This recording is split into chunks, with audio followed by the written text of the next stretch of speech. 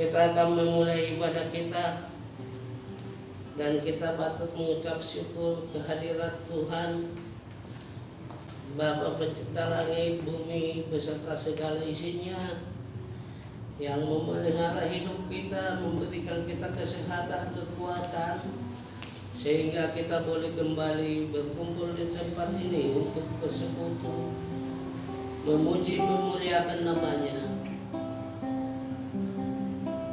Dan kita tahu ketika kita ada di tengah hadirat yang Maha Kudus, maka mujizat penyembuhan, pemulihan akan kita terima dari setiap kita yang percaya.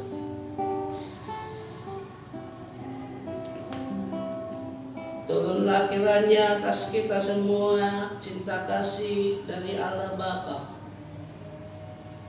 karunia dari Yesus Kristus, serta penghiburan dari Roh Kudus. Dalam nama Tuhan Yesus, amin. Shalom. Halo. Kita akan memulai ibadah kita pada kesempatan yang indah ini, dan mari saudara-saudari, Bapak Ibu yang saya kasihi, kita menaikkan satu pujian.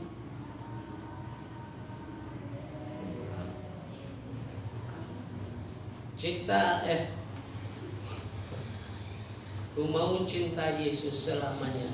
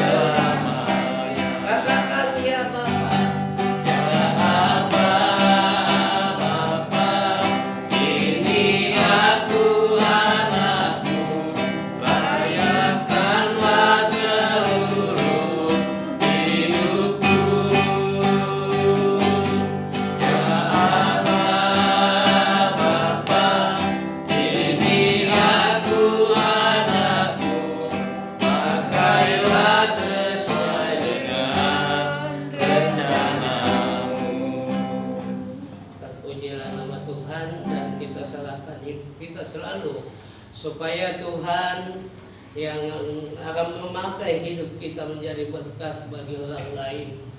Kita tahu Tuhan senantiasa mengasihi kita dan selalu menjaga kita siang dan malam. Baik Bapak Ibu semua, kita akan mendengarkan kebenaran firman Tuhan yang nanti akan saya sampaikan. Dan untuk menyambut firman Tuhan, kita naikkan satu pujian. Aku datang dan ku bersujud.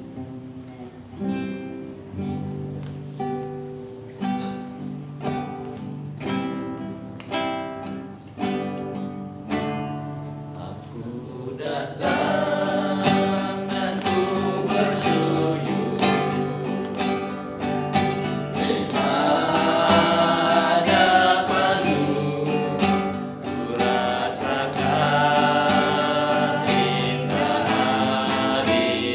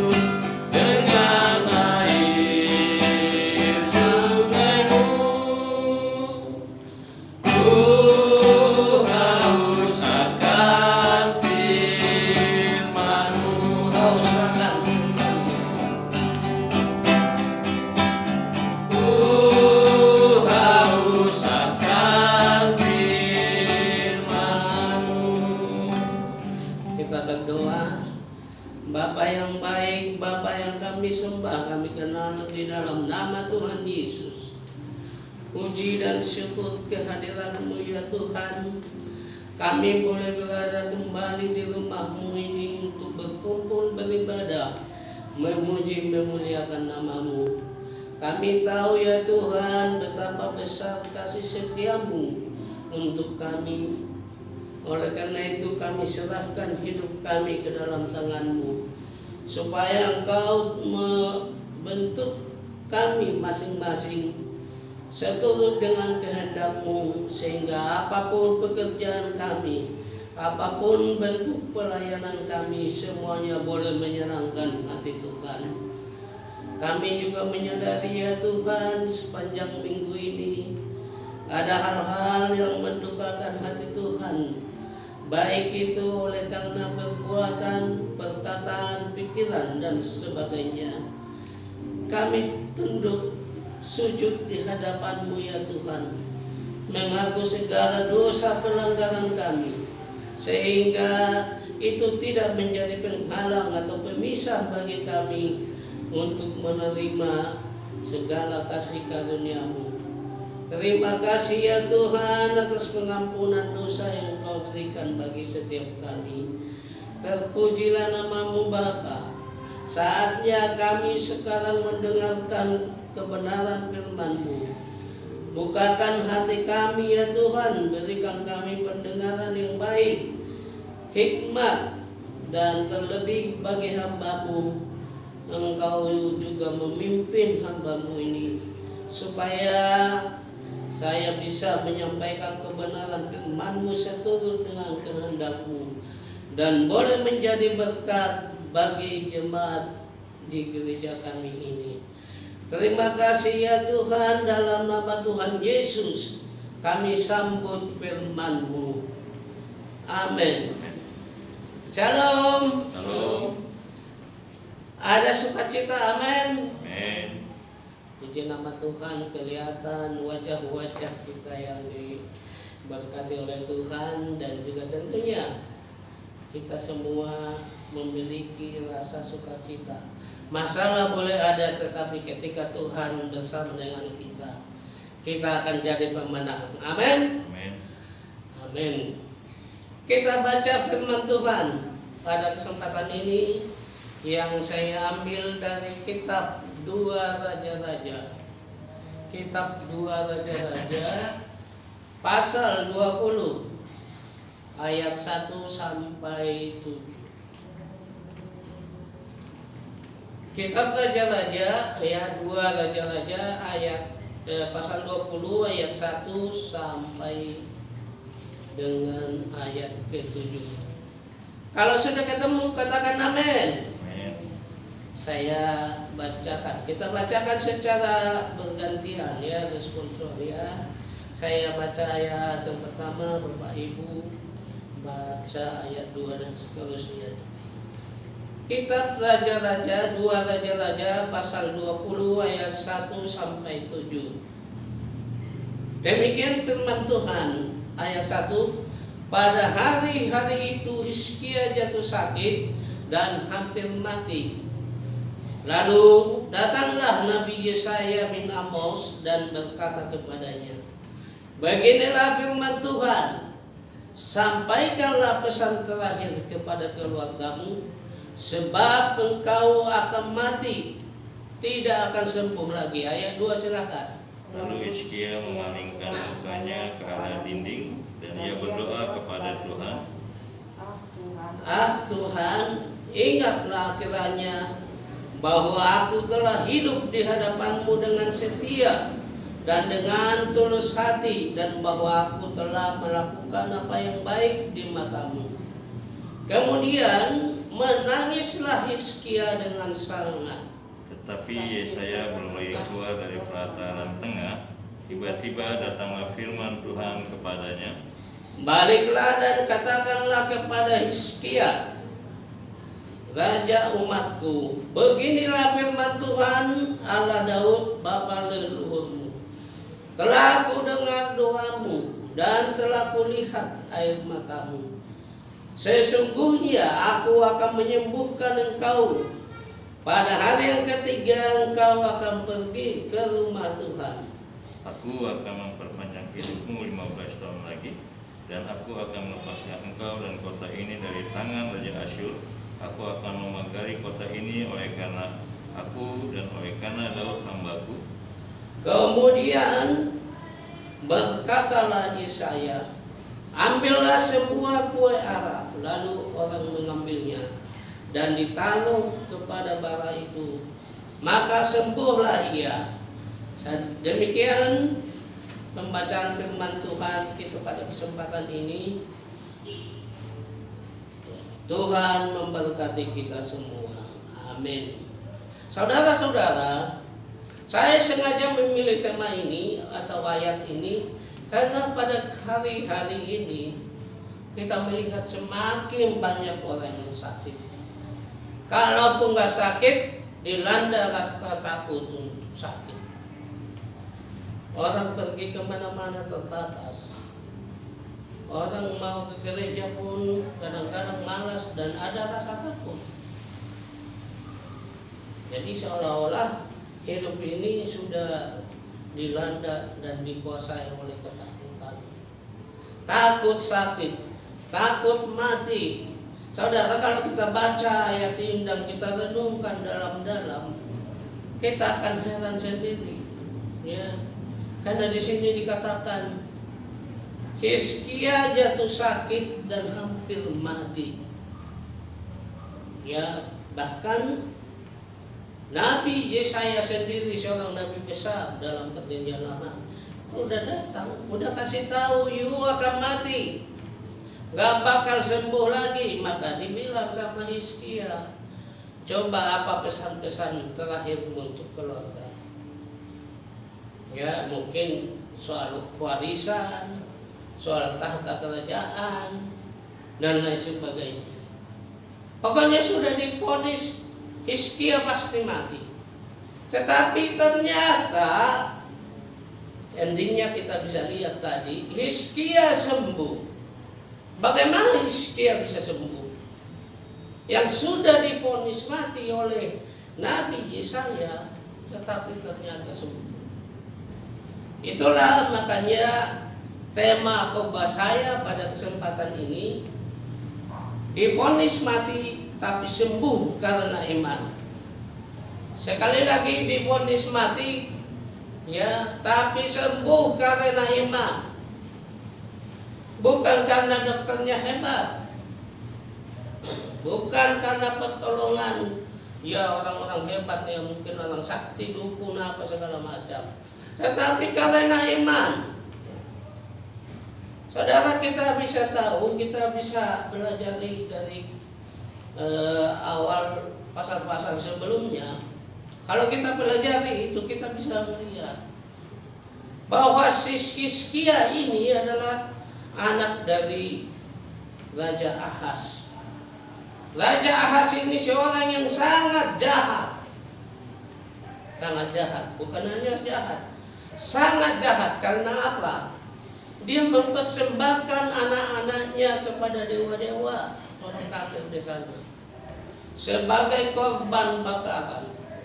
Jadi pada saat itu ya, anak-anak atau yang mau dipersembahkan itu diikat, lalu di bawahnya kan udah banyak itu kayu bakar dinyalakan. Betapa menderitanya, sakitnya itu orang yang dikorbankan seperti itu. Tetapi Hizkia mau mempersembahkan anak kandungnya sendiri. Maka itulah Alkitab mencatat riwayat hidup Ahaz ini sangat menyedihkan. Tetapi Hizkia, anaknya yang kandung, ya setelah jadi raja juga gak mau berbuat seperti itu. Bahkan Hizkia merobohkan semua bukit-bukit pengorbanan. Dia melarang rakyat Israel, ya khususnya kerajaan Yehuda, karena Hizkia ini kan raja Israel Utara yang kita sebut sebagai Yehuda. Siapa yang mempersembahkan anaknya atau menyembah dewa-dewa ditangkap. ada yang dihukum mati, ada yang dipenjara dan lain sebagainya. Oleh karena itu, ya Hizkia ini dikenal sebagai orang yang benar di hadapan Tuhan. Tetapi ternyata, nah contohnya ya, ketika Raja Asyur datang menyerbu Yehuda, Asyur ini adalah salah satu kerajaan yang kemudian muncul setelah Babilonia, Media Persia. Nah, Asyur ini berada, supaya lebih gampang mengingatnya, ya, Asyur ini ibu kotanya adalah Niniwe. Niniwe itu mungkin Bapak Ibu bisa ingat, ada nabi yang disuruh Tuhan ke sana, tetapi malah melarikan diri, lalu dia itu dilempar ke laut dan dia ditelan ikan selama 3 hari. Nah inilah kerajaan Asyur. Asyur ini juga terkenal sangat kejam, lebih kejam sebenarnya daripada Babilonia, daripada Babel. Ya, jadi ketika mereka mengepung Yehuda, 185.000 prajuritnya ini berkemahkan sekeliling, mereka sudah dikepung ini, tinggal eksekusi, hancur itu Yehuda. 185.000 prajurit. Tetapi di sini dikatakan ya, semua prajurit ini mati, tewas, dibunuh oleh malaikat Tuhan. Bagaimana cara matinya itu ya Tuhan yang lebih tahu lah. Alkitab tidak membuat rinciannya ya secara jelas. Tetapi yang jelas, setelah dikepung malam itu juga semua tentara ini, ratusan ribu, mati semua. Itulah cara Tuhan menolong kerajaan Yehuda dan terlebih khusus menolong Hizkia. Tetapi ternyata saudara-saudara, kita bisa lihat di sini, Hizkia ini seorang yang setia, yang baik, yang murah hati. Tetapi ternyata dia juga sakit.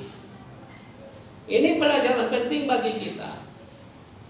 Jangan karena kita tekun ibadah, tekun berdoa baik, membantu orang miskin dan lain sebagainya, bukan berarti kita nggak bisa sakit. Bisa, kalau itu atas kehendak Tuhan. Di balik itu pasti ada sesuatu maksud baik. Oleh karena itu, dari sini kita akan melihat ya, kita akan melihat bahwa Tuhan berkuasa menyembuhkan segala penyakit. Amin. Jadi orang sakit itu bukan berarti harus mati, sembuh juga bisa. Yang divonis mati oleh dokter misalnya bisa sembuh. Banyak mujizat seperti itu. Nah, pertanyaannya, kenapa dan bagaimana Hizkia bisa sembuh? Ini yang mau kita pelajari saat ini. Ya, yang pertama nanti dibaca lagi ayat 1 sampai 3. Ya, mengharap pertolongan Tuhan. Hizkia sembuh karena dia memiliki pengharapan akan pertolongan Tuhan. Bagaimana kita tahu Hizkia memiliki pengharapan? Ya, kita lihat di ayat 1. Orang yang memiliki pengharapan kepada Tuhan, ada 2 tandanya. Pertama, mau terbuka terhadap hal yang paling menyakitkan sekalipun. Jadi kita orang Kristen jangan hanya mau mendengar yang baik-baik, yang indah, oh kamu diberkati, diberkati. Sampai akhir-akhir ini ada ajaran hyper grace namanya. Sekali selamat pasti selamat, pasti masuk surga, mau membunuh pun mau apa. Jadi kan nggak seperti itu. Seorang Kristen yang tangguh, yang memiliki iman yang sejati adalah orang yang mau mendengar yang baik dan juga yang tidak baik. Maksudnya kalau Tuhan murka, marah sama kita, kalau memang itu perbuatan kita salah, ya, atau enggak salah pun, kita harus menerimanya. Seperti Hizkia ini, dia mau terbuka kepada hal yang paling menyakitkan. Misalnya ya kita lihat ini, Yesaya datang. Apa yang disampaikan Yesaya sebagai nabi? Dia datang, kau akan mati, gak bakal sembuh. Makanya dibilang sama Hizkia, apa pesan-pesan terakhirmu sama keluarga? Ya kan, kalau kita ini pada umumnya nggak semua, kita ini suka bohong sama orang sakit. Kalau ada orang sakit, dokter udah bisik-bisik sama kita, oh ini udah nggak bakal ketolong ini, mohon maaf Pak, diikhlasin aja. Tapi pasiennya misalnya opung kita itu ya ngomong, apa kata dokter? Oh nggak apa-apa opung, nggak apa-apa. Opung katanya sembuh, benarkah? Kata si opung, iya. Dokternya udah ngomong begitu, kita bohong sebenarnya. Tetapi apakah caranya Yesaya ini perlu kita tiru? Ini juga perlu kita pikirkan, kita renungkan. Kita harus ambil hikmah. Mungkin caranya menyampaikan yang kita nggak perlu tiru, terlalu vulgar, terlalu kasar. Kau akan mati, nggak bakal sembuh lagi. Seperti itu. Mestinya inilah kesempatan bagi kita memberitahukan bahwa menurut medis opung nggak bakal sembuh lagi, tapi kita bawa dia, kita ketuk hatinya supaya dia memiliki kerinduan untuk ketemu dengan Tuhan Yesus. Karena apa? Ketika dia mati, dia percaya orang beriman pasti masuk surga. Seperti itu, jangan dibohongin. Nanti nggak keburu bertobat, nggak mau ngaku salah dosa-dosanya, jadi penghalang untuk dia nanti. Ya kita ini, makanya kalau menurut saya, kalau ada keluarga udah parah, dokter udah memvonis mengatakan dia akan mati, nggak tertolong lagi, sebaiknya kita terbuka sama orangnya. Karena pada akhirnya semua manusia juga akan mati. Nah sebagai orang beriman, tujuan kita kemana? Tempat kita di mana? Ya, tempat kita di surga. Bukan di mana-mana, pasti itu. Jiwa kita, roh kita akan masuk ke surga, bertemu bersama dengan Yesus. Di sana nggak ada lagi air mata, nggak ada sakit, nggak ada keluh kesah, semua serba menyenangkan. Itu kata Alkitab. Jadi orang yang berharap pertolongan Tuhan adalah yang mau terbuka terhadap hal yang paling menyakitkan. Dan yang kedua, tanda-tanda orang yang memiliki pengharapan adalah berdoa. Kita lihat itu bisa kita renungkan ya dari ayat 2 sampai 3 ya. Dari ayat 2 sampai 3. Meski sudah divonis mati, ya, Hizkia percaya dia tetap punya hak meminta pemulihan. Ya.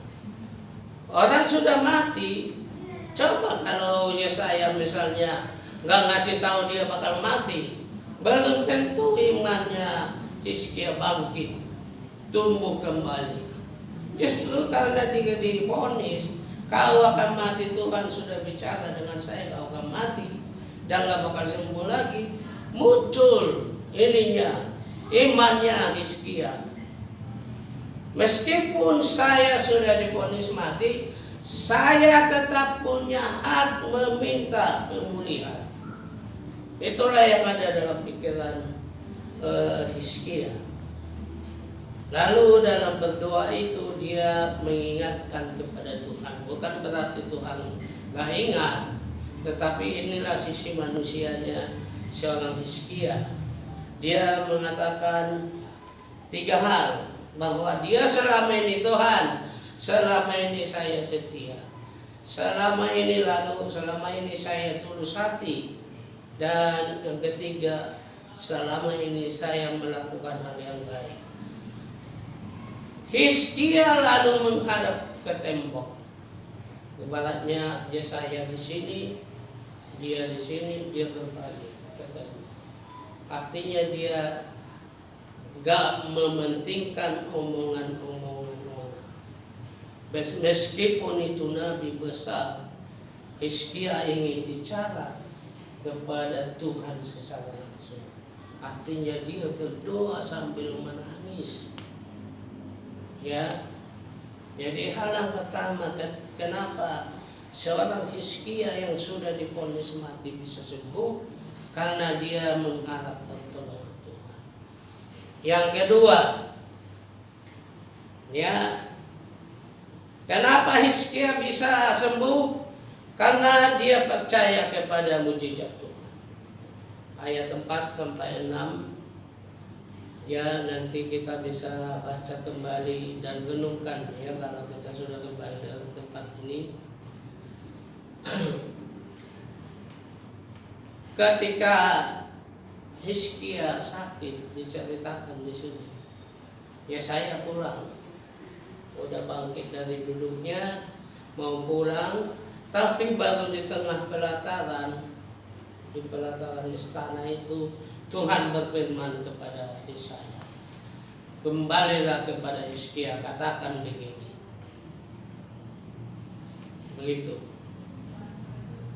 Tuhan, baliklah dan katakanlah kepada Hizkia raja umatku, beginilah firman Tuhan Allah Daud bapa leluhurmu. Telah ku dengar doamu dan telah kulihat air matamu. Sesungguhnya aku akan menyembuhkan engkau. Jadi kuncinya itu doa Hizkia sambil menangis. Seluruh yang ada di hatinya dia curahkan kepada Tuhan. Jadi jelas di sini, ya, meskipun Hizkia ini udah divonis mati, dia tidak mau kehilangan pengharapan, tidak mau kehilangan kepercayaan. Jadi itulah dia tanda-tandanya orang yang percaya mujizat Tuhan. Yang kedua, percaya tidak sebatas yang masuk akal saja. Ya, nih kalau kita lihat ayat 6, aku, maksudnya Tuhan, akan memperpanjang hidupmu 15 tahun lagi. Dan mujizat yang kedua, aku akan melepaskan engkau dan kota ini dari tangan Raja Asyur. Ini sebenarnya secara teori ini nggak masuk di akal, nggak masuk di akal. Kerajaan Asyur sangat kuat dan sangat kejam. Hizkia udah sakit parah, tapi bisa sembuh. Ini perkataan Tuhan kepada Yesaya supaya disampaikan kepada Hizkia.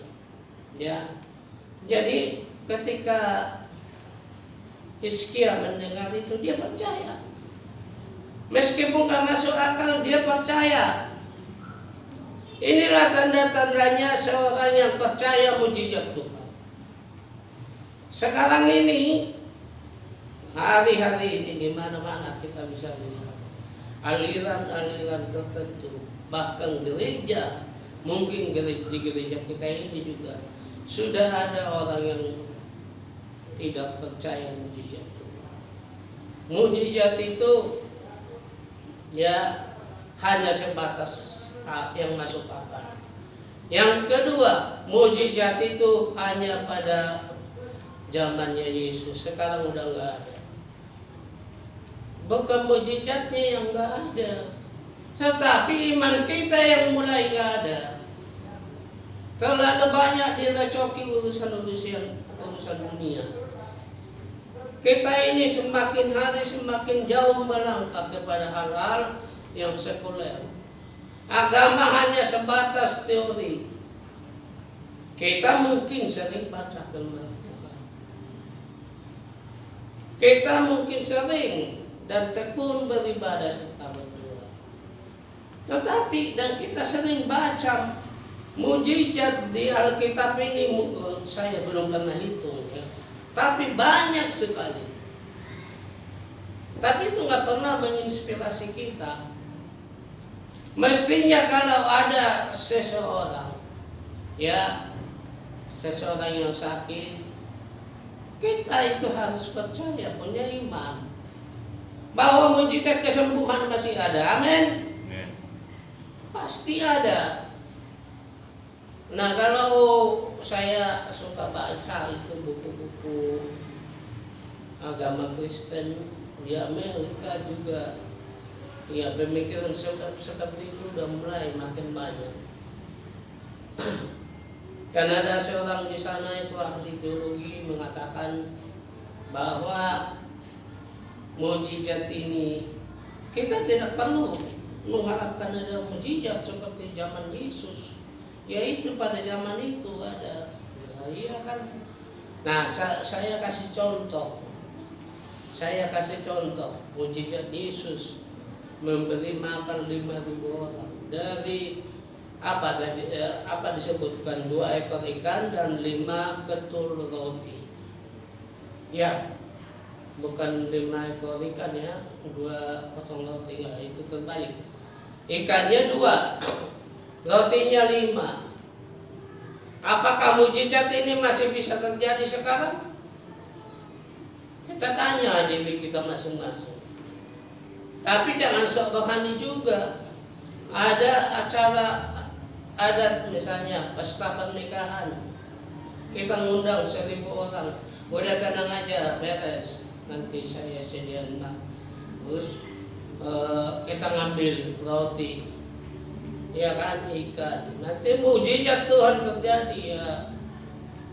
Iman kita seperti iman Yesus gak? Itu persoalannya. Atau mujizat itu juga bisa terjadi dengan cara yang lain. Saya punya teman yang saya kenal ya. Bagaimana mujizat itu terjadi? Saya bilang begini, dia itu seorang gadis membuka usaha, dia bekerja membuka usaha penjahit ini kebaya penjahit baju apa segala macam. Tapi di luar itu dia juga memberikan pelatihan atau kursus. Saya bilang begini, kalau seorang muridmu itu bisa lulus sampai mahir bisa menjahit, kita asumsikan satu keluarga muridmu itu 4 orang, suami, anak 2 dan istrinya itu 4 orang. Bisa hidup dari situ keterampilan yang kita berikan. Kalau ada 1.000 orang seperti itu berarti udah 4.000. Ini mujizat.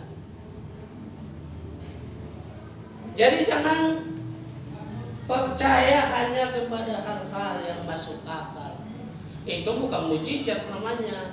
Kalau saya katakanlah naik mobil ke rumah saya pasti sampai saya punya iman. Gak punya iman juga ya memang itu tujuan saya mau ke rumah saya pulang. Itu bukan mujizat. Mujizat itu tidak bisa diterima secara logika. Tetapi ternyata bisa terbukti. Ini mujizat. Hizkia percaya tidak semata-mata yang masuk akal. Ya, Tuhan mengatakan dia sembuh, bahkan akan saya berpanjang umurnya 15 tahun. Jadi pertama tadi memiliki pengharapan, yang kedua supaya mujizat kesembuhan terjadi atas kita, atas orang yang sakit, percaya mujizat Tuhan. Yang ketiga, Yang ketiga, ada kemauan sembuh. Nah, ini juga penting. Memiliki pengharapan, percaya mujizat Tuhan, kalau tidak ada kemauan sembuh, ini juga sulit. Nah, jadi kita bisa lihat di sini kesembuhan ajaib yang dialami oleh Hizkia tidak terlepas dari sikapnya atas penyakit yang dialami dan juga atas firman Tuhan. Kedua hal inilah yang ada dalam Hizkia. Dia tahu dia sakit. Semua mungkin tabib-tabib paling hebat di Israel sudah dipanggil, hingga sembuh-sembuh. Ya, lalu dia mendengar firman Tuhan, dia akan mati dan gak bakal sembuh lagi. Udah klop sudah. Tetapi dia tadi kita sudah bahas, tidak putus asa, tidak menyerah terhadap penyakitnya. Makanya pada ayat 7 disebutkan ya, kemudian berkatalah Yesaya, ambillah sebuah kue arak. Lalu orang mengambilnya dan ditaruh pada barak itu, maka sembuhlah ia. Jadi ini penyakit Hizkia ini ada barak. Barak ngerti kan ya? Kalau barak itu bengkak, merah itu, kayak seperti ada matanya gitu. Dan itu sangat sakit, nyujud. Kesenggol dikit aja itu sakitnya minta ampun. Itu barak. Nah, di sini dikatakan Yesaya menyuruh orang ambil kue arak. Ya, ini sebenarnya terjemahan ini kurang tepat. Jadi bukan kue arak. Nanti Bapak Ibu ada orang yang sakit barak itu, ya orang Batak bilang itu baron, udah bengkak, bernanah, tapi belum pecah. Baca ini, oh ambil kue arak. Di sini gak ada kue arak, kue putu pun jadi, gak seperti itu. Kue arak yang disebutkan di sini adalah pakai ini bahasa Ibrani ya, pakai istilah atau kata te'anim.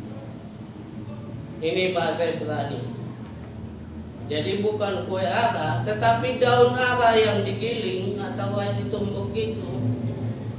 Jadi kayak digini-gini lah, ya. Ini kan atau diginiin, itu kan jadi apa? Itu daunnya, lalu ada airnya. Nah ini kue ara yang masukkan bukan kue. Ditaruh ke luka barah itu. Di sini disebutkan, lalu orang mengambil ditaruh pada barah itu dan sembuhlah ia. Artinya apa? Ada kemauan sembuh. Kita tidak bisa hanya mengharap mujizat, tapi nggak mau berusaha. Orang udah tahu penyakit jantung kronis, udah dilarang dokter, jangan makan daging, jangan makan ini. Tiap hari masih makan aja. Dalihnya apa? Nanti kan di sana udah nggak ada daging babi panggang katanya. Udah begitu, udahnya minuman keras lagi, ya makin susah. Jadi ada kerjasama ya antara iman dan perbuatan. Hizkia memiliki kesembuhan, maka ketika dia diobati oleh Yesaya pakai ini tadi daun pohon ara ini, dia mau. Padahal kalau dia bertanya, udahlah nggak usah lah, Tuhan sudah ngomong umur saya bertambah, ada bonus 15 tahun. Ini kan luar biasa. Mau dapat bonus diperpanjang umurnya 15 tahun? Kalau ada katakan amin. Iya, amin. Tuhan punya kuasa untuk itu.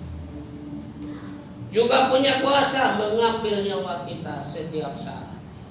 Makanya itu kita harus ada kemauan sembuh ketika sakit. Jangan berkeluh kesah aja. Jangan bersungut-sungut. Orang kalau sakit itu sering bersungut-sungut. Mana ini Tuhan ini? Benar gak sih Tuhan ini ada? Benar gak sih Tuhan ini maha kuasa? Benar gak Tuhan itu mau menolong saya untuk sembuh? Coba lihat itu ya. Kalau kita lihat yang sekarang lagi banyak pasiennya yang menderita sakit itu karena virus corona, ya COVID-19.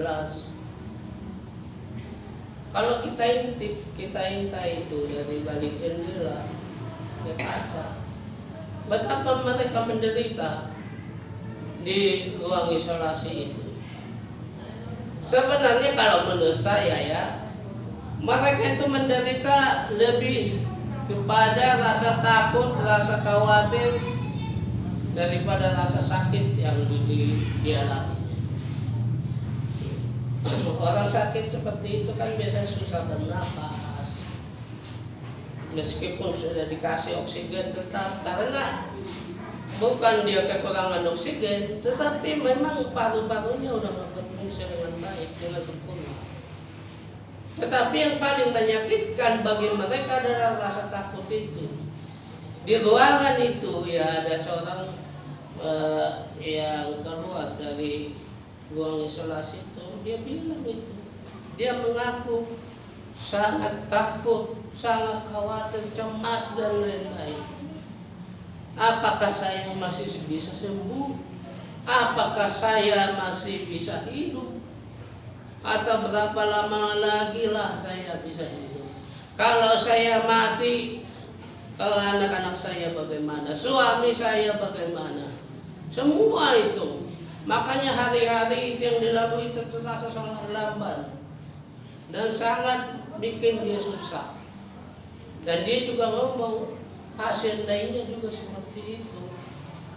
Dia nggak bisa berbuat apa-apa, kecuali tapi mereka kan boleh bawa handphone ke ruang isolasi. Bisa dia hubungin anak-anaknya, hubungin suami dan teman-teman dan kerabat yang lain.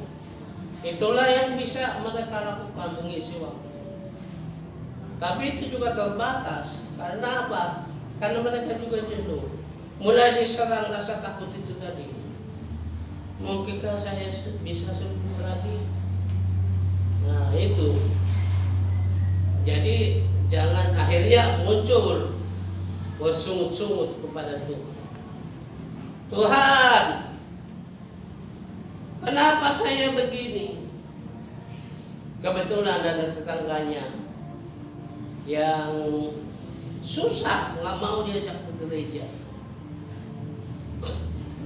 Udah begitu ngomongnya yang kasar-kasar, yang kotor apa dan lain-lain. Tetapi kok itu nggak kenapa? Kok saya ini? Saya melayani di gereja. Saya tekun baca Alkitab, tekun berdoa, bersaksi, menolong orang dan sebagainya. Itu jangan bersungut-sungut seperti itu. Kita boleh mengingatkan Tuhan atas kelakuan kita selama ini seperti yang dilakukan Hizkia, tetapi bukan dalam konteks mau hitung-hitungan seolah-olah saya sudah berbuat begini, mestinya saya harus begini. Nggak seperti itu. Kita tidak pernah bisa mengajak Tuhan berhitung. Karena kebaikan apapun yang kita lakukan itu tidak banyak artinya dibandingkan kebaikan Tuhan. Oleh karena itu, saya tidak mengharap ada jemaat di gereja kita ini yang sakit. Saya selalu berdoa kita semua dijauhkan Tuhan dari sakit, penyakit apapun. Tidak ada yang mengalami musibah maut celaka dalam bentuk apapun. Tetapi kalau itu atas kehendak Tuhan, kita renungkan, kita baca lagi kitab 2 Raja-Raja pasal 20 ayat 1 sampai 7 ini. Dan kita ingat kenapa Hizkia yang sudah divonis mati bisa sembuh. Yang pertama tadi kita sudah bahas, mengharap pertolongan Tuhan. Hizkia selalu mengharap pertolongan Tuhan. Amin. Yang kedua, percaya mujizat Tuhan. Saya mau mengatakan Kristen yang gak percaya mujizat Tuhan itu Kristen abal-abal, Kristen kaleng-kaleng, atau Kristen hanya kata B aja. Dan yang ketiga, ada kemauan sembuh. Jadi kemauan sembuh ini perlu ada. Kita memiliki semangat untuk melawan sakit penyakit kita, penderitaan kita, atau masalah apapun, kita harus memiliki kemauan. Demikian firman Tuhan. Terpujilah nama Bapa, Anak, dan Roh Kudus. Kita sudah mendengarkan kebenaran firman Tuhan. Kita berdoa. Bapa yang baik, kami sudah merenungkan sebagian dari kebenaran firman-Mu, bahwa Hizkia mengalami mujizat kesembuhan karena dia memiliki iman, yaitu dia senantiasa berharap akan pertolongan-Mu, percaya akan mujizat Tuhan, dan memiliki kemauan yang sembuh untuk sembuh. Terima kasih ya Tuhan atas firman-Mu yang luar biasa ini. Ajarlah kami ya Roh Kudus untuk menjadi pelaku firman, bukan hanya untuk mengetahui, tetapi juga untuk melakukannya, sehingga apapun yang terjadi bagi kami boleh meniru, mencontoh Hizkia, Raja Yehuda pada saat itu. Terima kasih ya Tuhan, terpujilah nama-Mu. Dalam nama Tuhan Yesus kami berdoa dan mengucap syukur. Amin.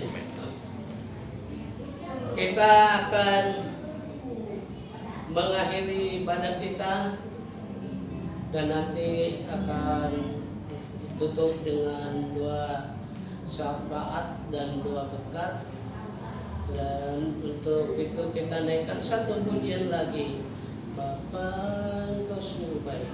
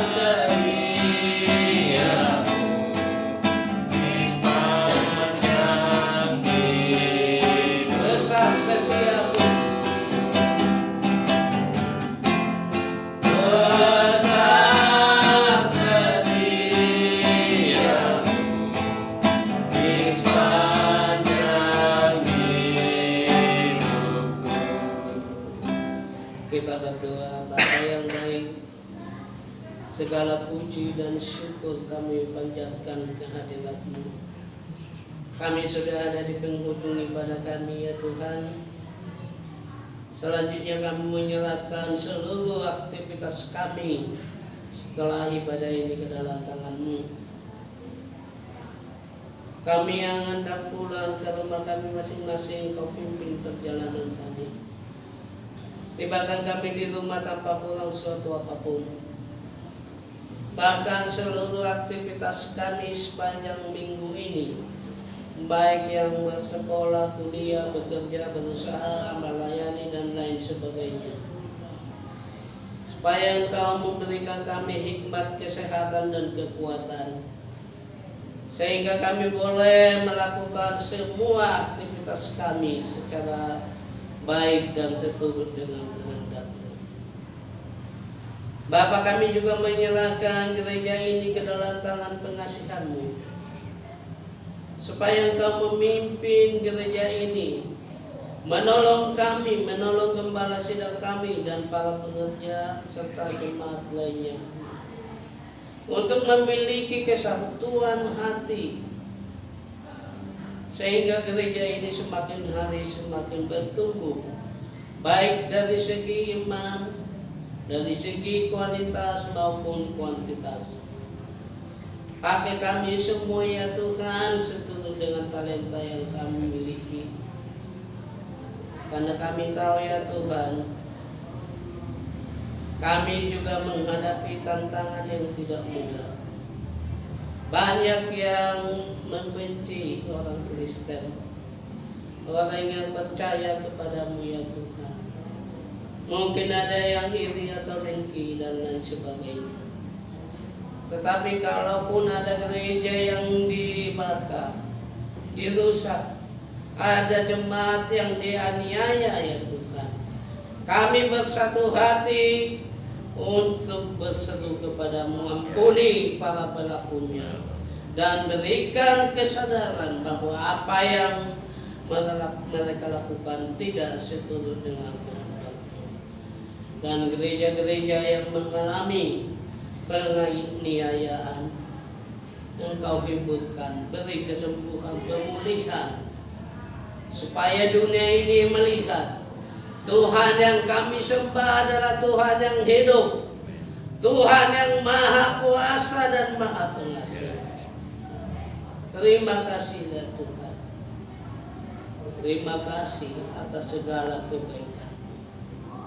Kami mendoakan saudara-saudara kami yang sedang sakit, dimanapun kini mereka berada. Mungkin ada yang merupakan saudara atau kerabat dekat kami, atau jemaat di gereja ini, atau siapapun. Kiranya Engkau jamah ya Tuhan, mujizat pemulihan kesembuhan terjadi saat ini juga. Biarlah mereka dan kami juga boleh seperti Hizkia yang selalu memiliki pengharapan, percaya kepada mujizat dan boleh memiliki kemauan untuk sembuh. Terima kasih Bapa. Kami menyerahkan gereja GKRI di mana-mana tempat, baik yang berada di Indonesia atau di luar negeri. Kiranya Engkau berkati gereja ini ya Tuhan. Para pengurus sinode, pendeta, evangelis, bahkan semua jemaat Engkau berkati. Engkau beri hikmat supaya mereka boleh bekerja dengan baik, melayani Engkau lebih baik lagi dari hari ke hari, sehingga GKRI semakin bertumbuh dan boleh terus dipakai menjadi alat untuk memberitakan bahwa Injil, bahwa Yesus satu-satunya Tuhan dan Juru Selamat dunia. Kami juga mendoakan seluruh ibadah yang diselenggarakan di dunia pada hari ini. Kiranya Engkau ya Tuhan curahkan kasih karunia-Mu bagi mereka, memberkati setiap umat-Mu. Maka mereka yang datang beribadah dengan sedih hati pulang dengan kelegaan, yang datang dengan sakit penyakit pulang dengan kesembuhan, yang datang dalam kekurangan pulang dalam kelimpahan. Karena Engkaulah Tuhan sumber segala pertolongan, Engkaulah Tuhan sumber segala kasih karunia. Kami serahkan bangsa dan negara kami, negara kesatuan Republik Indonesia ke dalam tangan-Mu. Pulihkan negara ini ya Tuhan, baik itu dari keterpurukan ekonomi, stabilitas politik, dan juga sakit penyakit apapun itu, serta juga bencana-bencana yang semakin sering terjadi, baik itu banjir, tanah longsor, gempa, angin puting beliung, dan lain sebagainya. Kami merasa ya Tuhan, Engkau sedang memberikan peringatan kepada kami supaya kami bertobat kembali ke jalan-Mu yang benar ya Tuhan. Maka kami serahkan bangsa dan negara kami ini ke dalam tangan-Mu. Turunkanlah ya Tuhan belas kasihan-Mu dan pulihkan negeri ini. Bahkan para pemimpin di negara kami ini, mulai dari yang tertinggi sampai yang terendah, kami pertaruhkan ke dalam tangan-Mu. Berikan hikmat dan roh takut akan Tuhan, sehingga ketika mereka mengambil kebijakan, mereka melakukannya dengan roh takut akan Tuhan dan demi kepentingan rakyat banyak, sehingga dengan demikian mereka juga boleh memberi yang terbaik. Terima kasih Bapa atas segala kebaikan-Mu. Mungkin masih ada hal yang belum sempat kami kemukakan di dalam kesempatan ini, tetapi kami tahu ya Tuhan, Engkau mengetahui segala isi hati kami, bahkan yang paling dalam sekalipun Engkau mengetahuinya, dan Engkau pasti akan memberikan kepada kami apa yang terbaik bagi kami, apa yang kami perlu, karena Engkaulah Tuhan yang Maha Kuasa. Terima kasih ya Tuhan, dan kami percaya seru doa kami ini Engkau akan jawab, Engkau akan kabulkan, karena doa ini kami landaskan hanya di dalam nama Yesus, Tuhan dan Juru Selamat yang sudah mengajar kami berdoa. Kami yang di surga, dikuduskan nama-Mu, dan Allah kerajaan, jadilah kehendak-Mu di bumi seperti di surga. Berikanlah kami pada hari ini makanan kami yang cukup, dan ampunilah kami kesalahan kami seperti kami sudah mengampuni dan kepada kami, dan jangan membawa kami ke dalam pencobaan, tetapi lepaskanlah kami daripada yang jahat. Engkau yang punya kerajaan dan kuasa dan kemuliaan sampai selama-lamanya. Amin. Saudara-saudara, kita akan kembali dari tempat ini. Tetaplah ingat pesan firman Tuhan, bahwa kita harus senantiasa memiliki pengharapan, percaya kepada mujizat Tuhan, dan memiliki kemauan untuk sembuh dari sakit penyakit apapun. Karena demikianlah yang berkenan di hadapan Tuhan, dan itulah yang membuat Hizkia mengalami mujizat kesembuhan. Meskipun Nabi Yesaya sendiri sudah mengatakan dia akan segera mati dan tidak akan sembuh lagi. Biarlah kiranya firman Tuhan ini boleh menguatkan kita setiap saat. Terima kasih. Kini kita membuka hati kita. Kita terima Tuhan memberkati dan melindungi engkau. Tuhan menyinari engkau dengan wajahnya dan memberi engkau kasih karunia.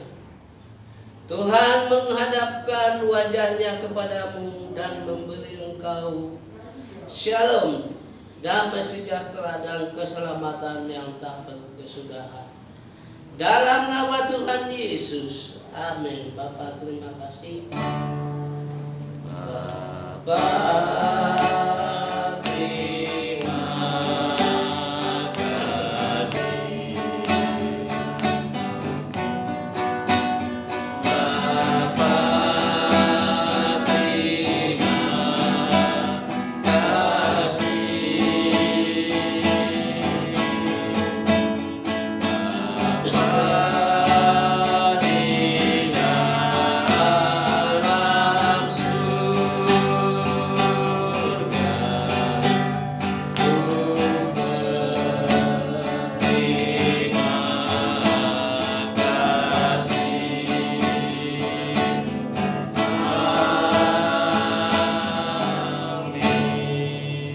Amin. Kita saat teduh sejenak.